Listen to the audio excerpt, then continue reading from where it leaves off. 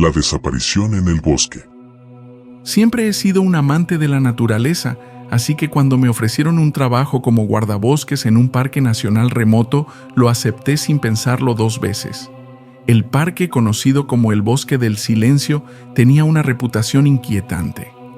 A lo largo de los años, muchos excursionistas habían desaparecido sin dejar rastro, pero yo siempre había sido escéptico con respecto a esas historias.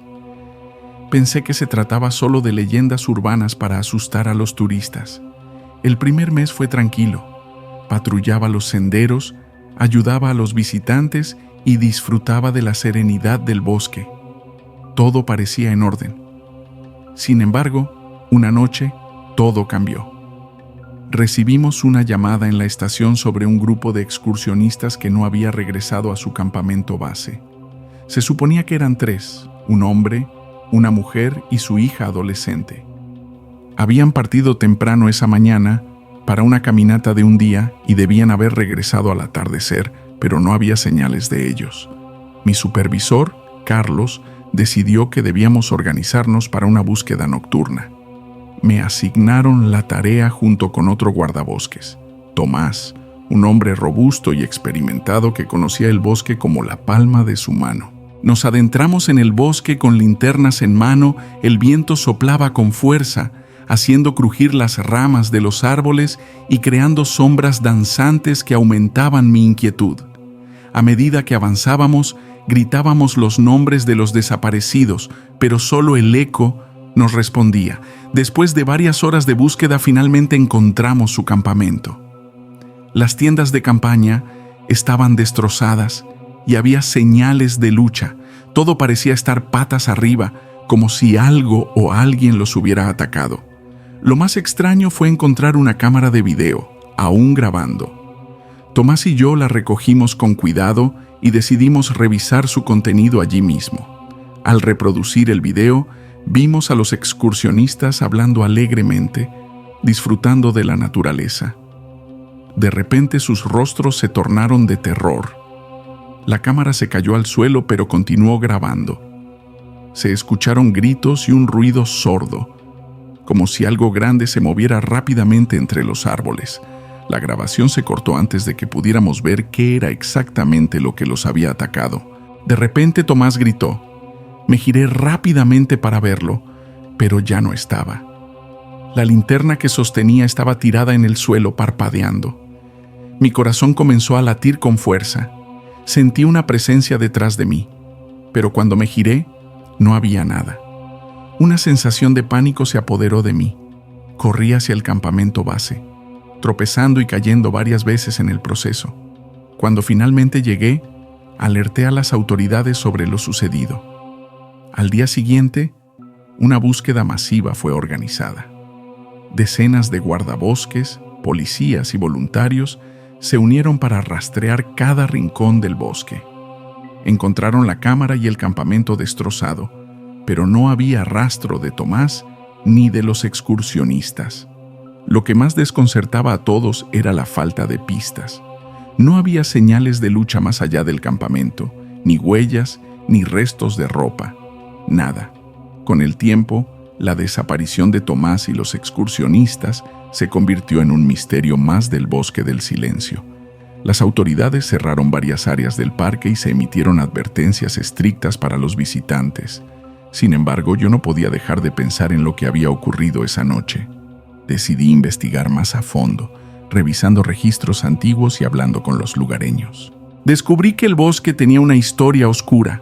Según las leyendas locales, una criatura mítica habitaba en sus profundidades. Se decía que era una entidad antigua, un guardián de la naturaleza que despertaba cuando el equilibrio del bosque era perturbado. A lo largo de los años, muchos habían intentado cazar a esta criatura, pero todos fracasaron, y muchos desaparecieron en el intento. Una noche, mientras revisaba los antiguos diarios de los primeros colonos de la zona, encontré una entrada que me estremeció. Describía encuentros con una sombra enorme, con ojos brillantes como brasas, que acechaba a los que se adentraban demasiado en el bosque. Decidí hablar con los ancianos del lugar, quienes confirmaron estas historias y me advirtieron que dejara de buscar respuestas. Según ellos, Había fuerzas en el bosque que era mejor no despertar. A pesar de las advertencias, no podía abandonar a Tomás ni a los excursionistas. Sentía una responsabilidad hacia ellos y sus familias. Una noche, armado con más valentía que sentido común, regresé al bosque. Esta vez, iba preparado con más equipo y un plan para documentar cualquier cosa que encontrara. Avancé hacia el área donde habíamos encontrado el campamento destrozado. La luna llena iluminaba débilmente el camino, y el silencio era ensordecedor. De repente, un susurro rompió la quietud. Era un sonido suave, casi hipnótico, que parecía llamarme. Seguí el susurro hasta una pequeña cueva oculta entre los arbustos. Encendí mi linterna y entré. Dentro de la cueva, encontré marcas extrañas en las paredes, símbolos que no reconocía.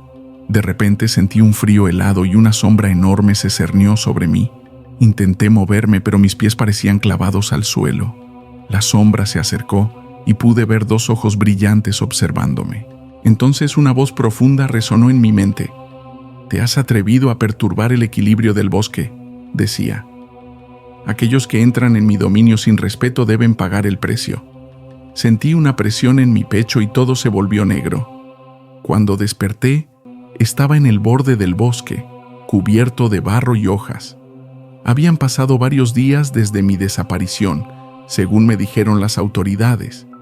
No podían explicar cómo había sobrevivido, pero sabían que algo extraño había sucedido. Desde entonces, he dejado de trabajar como guardabosques. Las noches aún están llenas de pesadillas y recuerdos oscuros.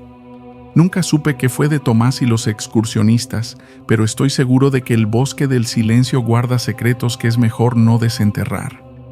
Ahora, cada vez que paso cerca de un bosque, siento una presencia observándome, recordándome que hay lugares en la tierra donde los humanos no somos bienvenidos. Desde mi regreso, las cosas nunca fueron las mismas. Las autoridades me interrogaron repetidamente, tratando de entender qué había pasado durante mi desaparición. Sin embargo, no podían comprender lo que había experimentado.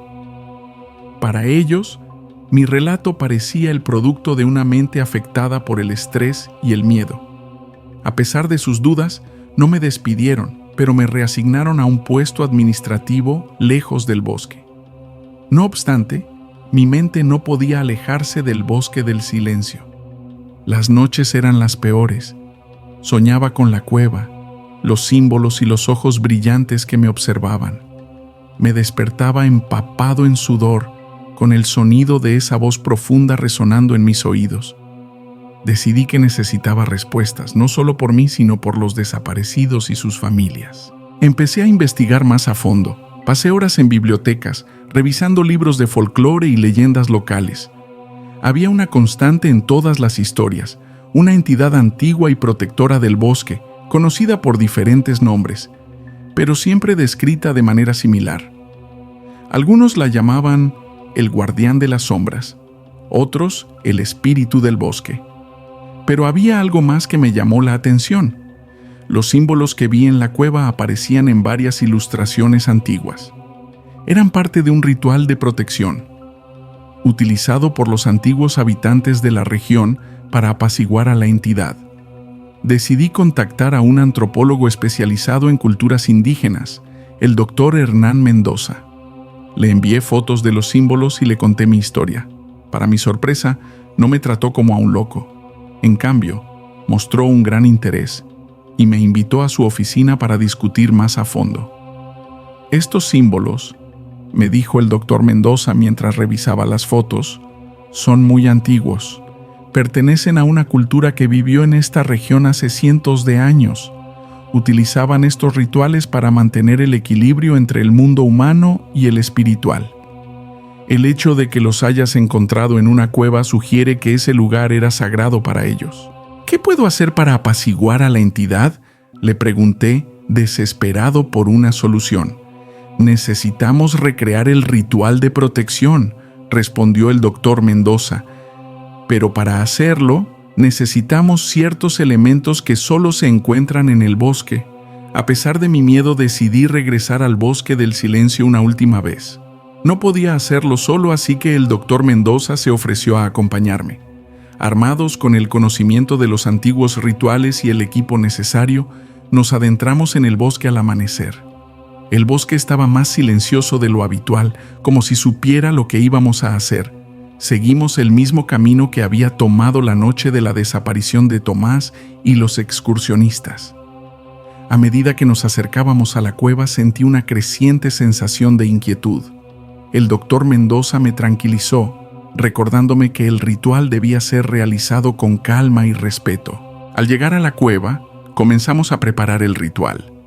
Encendimos velas alrededor del perímetro y trazamos los símbolos en el suelo con una mezcla de hierbas y cenizas sagradas. El doctor Mendoza recitó las antiguas palabras del ritual, invocando la protección de los espíritus del bosque. De repente, la temperatura bajó drásticamente y una niebla espesa llenó la cueva. Sentí la misma presencia que había sentido antes, pero esta vez no estaba solo. La figura sombría apareció ante nosotros, sus ojos brillantes fijos en el doctor Mendoza. «Guardián del bosque, hemos venido en paz», dijo el doctor Mendoza, su voz firme pero respetuosa. «Buscamos restaurar el equilibrio y ofrecer nuestras disculpas por cualquier ofensa cometida». La entidad observó en silencio y por un momento temí lo peor. Pero entonces los ojos brillantes se suavizaron y la niebla comenzó a disiparse. Sentí una presencia menos opresiva, casi como si el bosque estuviera exhalando un suspiro de alivio.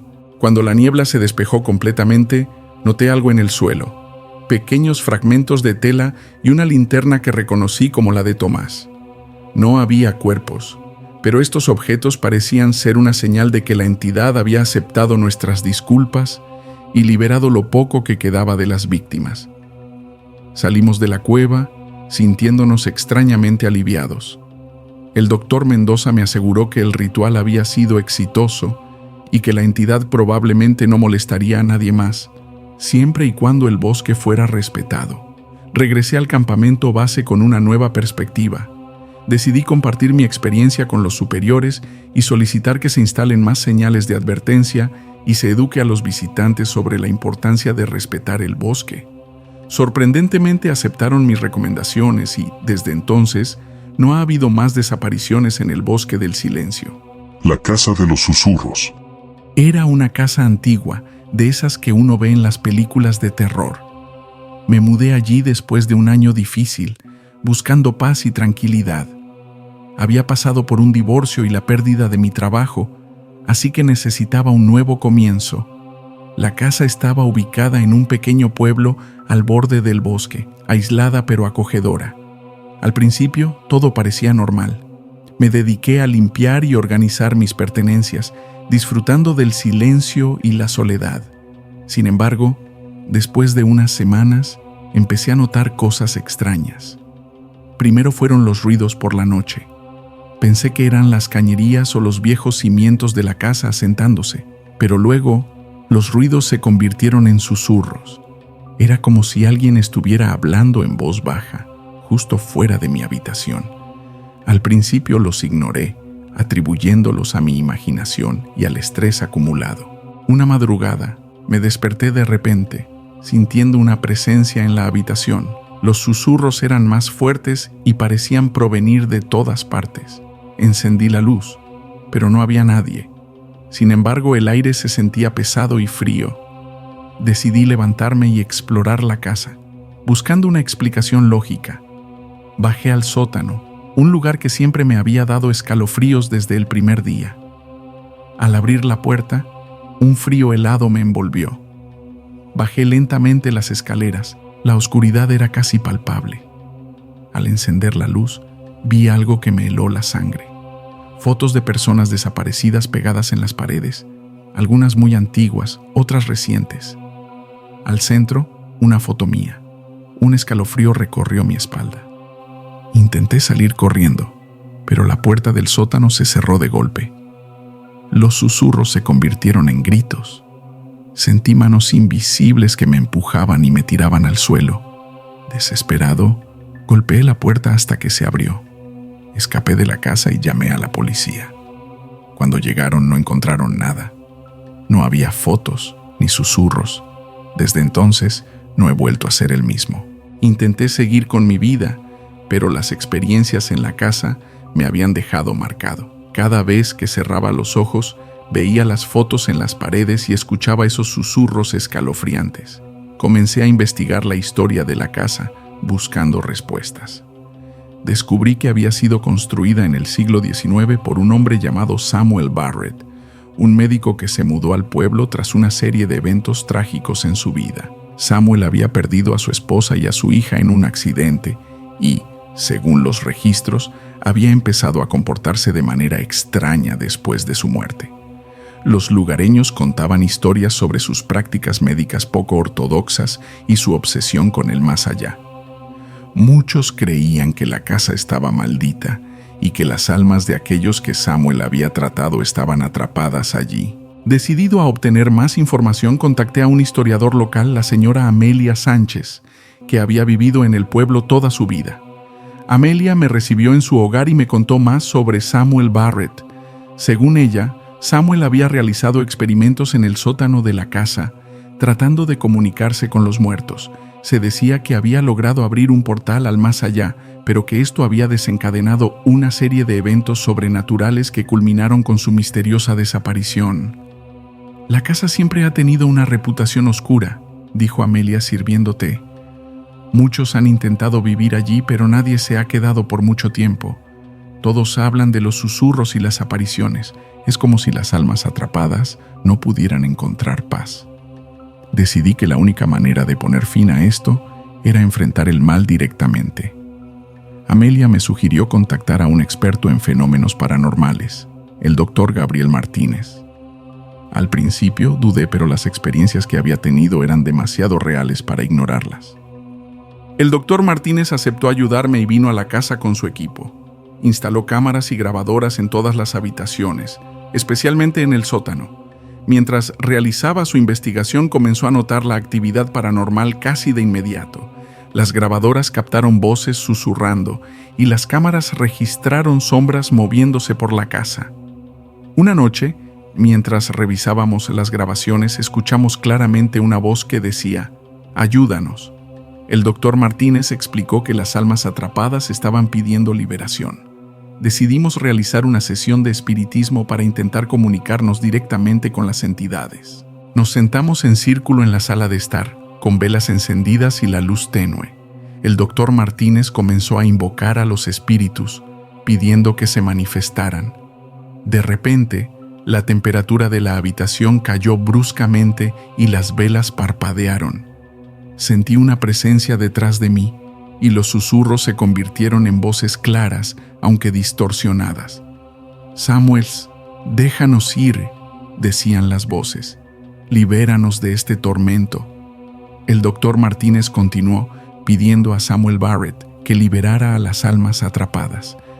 La mesa comenzó a temblar, y una fuerza invisible parecía empujarla. De repente, una sombra oscura apareció en el centro del círculo. Era la figura de un hombre, con ojos vacíos y una expresión de dolor en su rostro. «Lo siento», murmuró la sombra.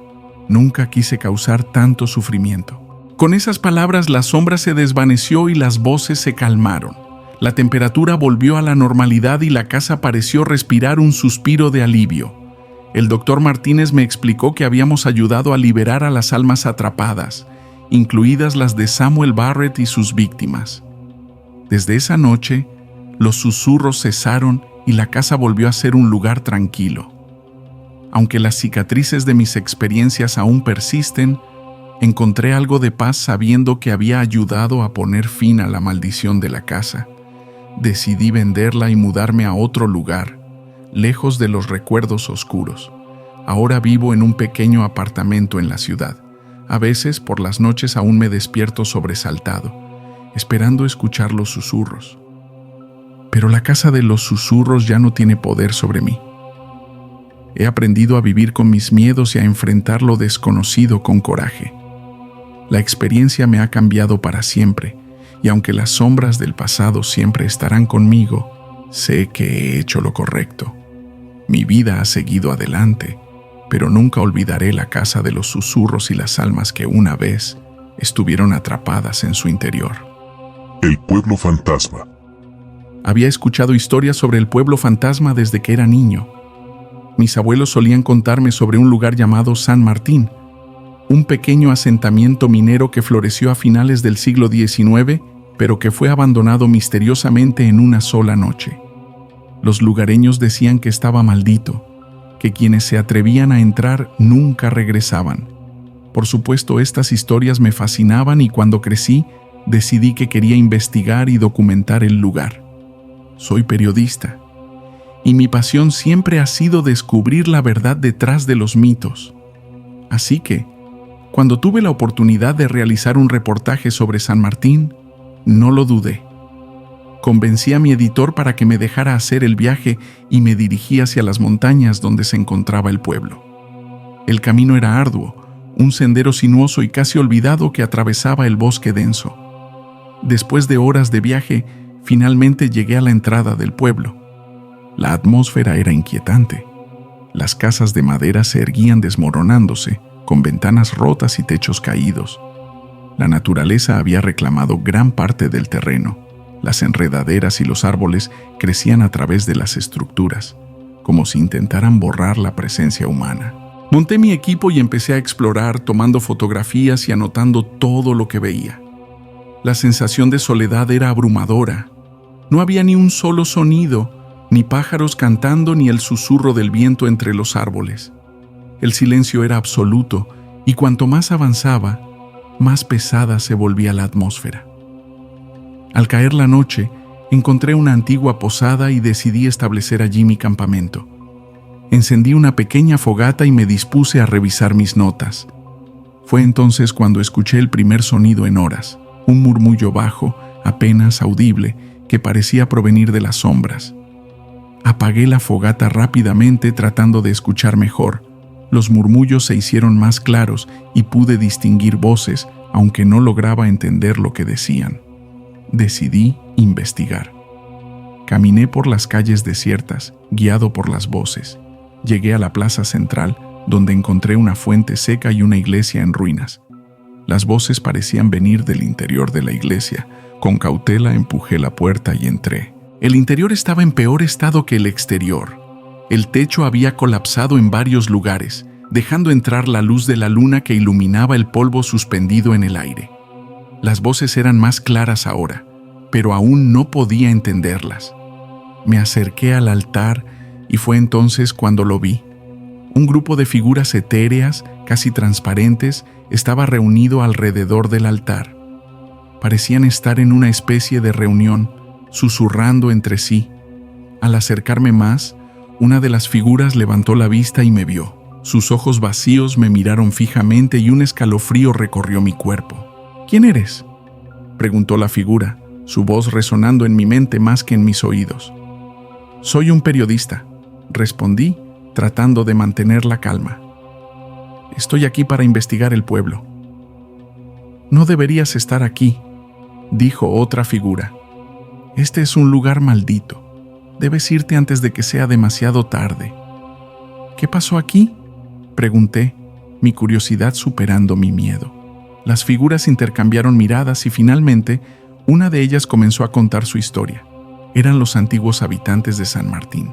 Habían vivido en paz hasta que, una noche, algo oscuro y malvado había llegado al pueblo. Una presencia siniestra que había traído muerte y desolación. Intentaron luchar, pero fueron derrotados. Desde entonces, sus almas estaban atrapadas allí, condenadas a repetir esa noche eternamente.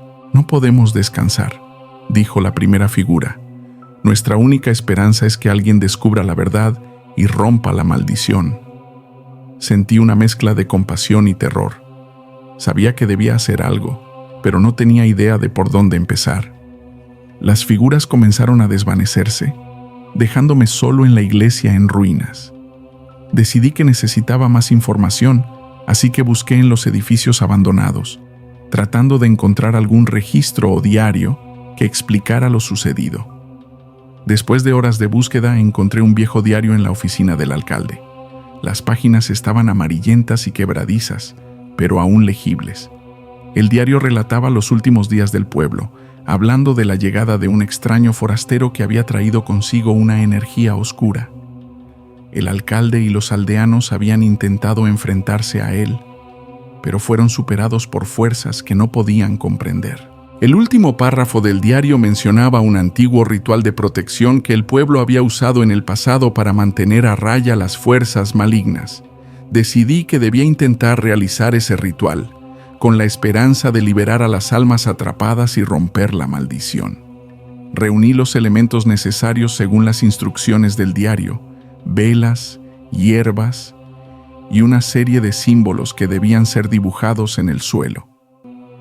Regresé a la iglesia y preparé el ritual, encendí las velas y dibujé los símbolos alrededor del altar. Mientras recitaba las palabras del ritual, sentí una presencia oscura llenando la iglesia. Las sombras se movían y las voces de los espíritus se volvieron más urgentes, casi como si estuvieran rogando por liberación. Regresé a la ciudad y escribí mi reportaje, contando la verdadera historia de San Martín. Fue bien recibido y ganó varios premios, pero para mí lo más importante era saber que había ayudado a liberar a esas almas atrapadas. Hoy, cuando recuerdo mi tiempo en el pueblo fantasma, siento una mezcla de orgullo y tristeza. San Martín es ahora un lugar de paz, aunque aún en ruinas. Y aunque mi vida ha seguido adelante, nunca olvidaré las sombras que una vez habitaron ese lugar y las historias que contaron.